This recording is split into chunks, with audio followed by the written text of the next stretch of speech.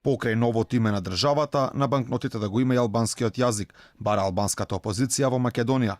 Оваа реакција на Алијансата на албанците доаѓа од како гувернерката Анита Ангеловска-Бежовска најави дека банкнотите со новото име на земјата, кои ќе бидат пуштени на почетокот на наредната година, нема да бидат и на албански јазик.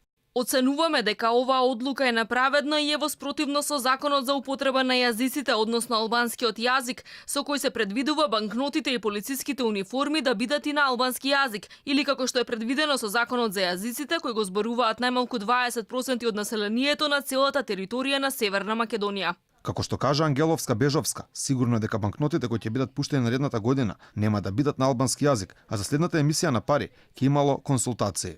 Однос на